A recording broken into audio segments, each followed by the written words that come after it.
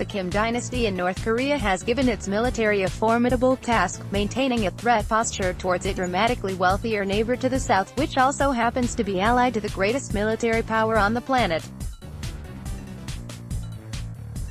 It's estimated that North Korea spends only between $6 and $10 billion annually on a defense. That amount is over 2 orders of magnitude less than the United States does. But that spending amounts to roughly 25% of North Korea's GDP, compared to between 3.5% for the United States. Given these stark disparities, the Korean People's Army's (KPA) leaders have arguably ceased planning to win a war versus the South, instead aiming to endure one. For example, the KPA has selectively invested in tactics and technology that would make such a conflict as painful as possible for South Korea, Japan and the United States. A million-man army. Though North Korea only has a population of 25 million, the Korean People's Army is amongst the largest in the world, counting around 1 million personnel. All adult males are mandatorily conscripted for 3 years of military service, and tens of thousands of women also volunteer to serve in ground, aviation and intelligence units, though conditions are reportedly brutal. There are additionally 3 to 5 million reservists in the worker peasant Red Guard militia.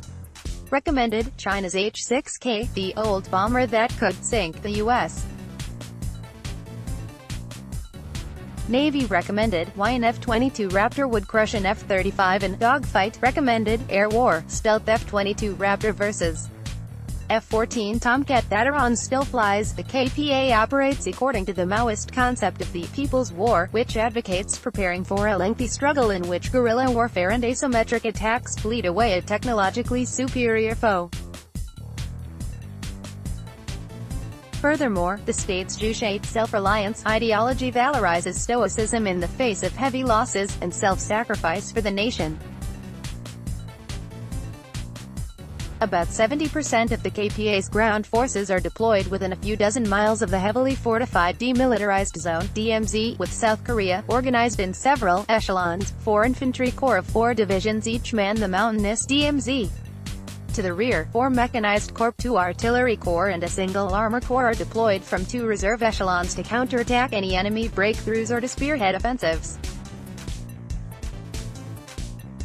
There is also a rear-deployed reserve of 4 infantry corps.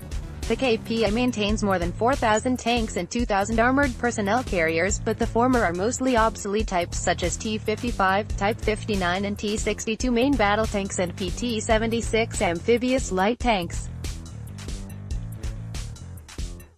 Dating back to the 1950s and 1960s, these would be nearly incapable of defeating South Korean K-1 Black Panther and US M1 Abrams tanks in a head-on confrontation. The KPA also almost entirely lacks more heavily armed infantry fighting vehicles.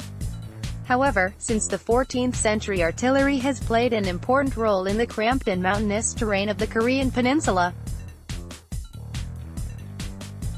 This means that the KPA has amassed over 13,000 howitzer and multiple rocket launcher artillery systems, most of which are dug into hardened artillery sites situated in caves and tunnels in the mountains along the DMZ.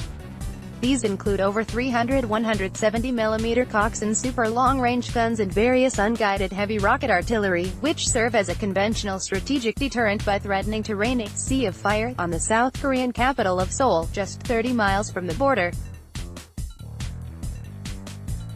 Realistically, sustaining such a bombardment would prove difficult, but so would destroying these well-fortified batteries before they kill thousands.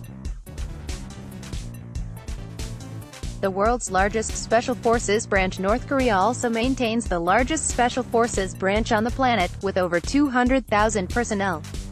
This reflects a long-time emphasis on infiltrating troops behind enemy lines, whether by submarine, hovercraft, motorboat, transport plane, American-built helicopters, underground tunnels, or even sneaking across the border on foot at night.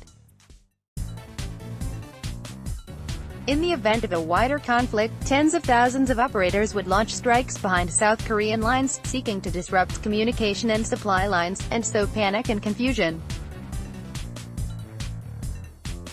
These operatives are trained to higher standards of marksmanship and have exhibited fanatical tendencies. On multiple failed infiltration missions they have killed themselves and other North Koreans rather than surrender.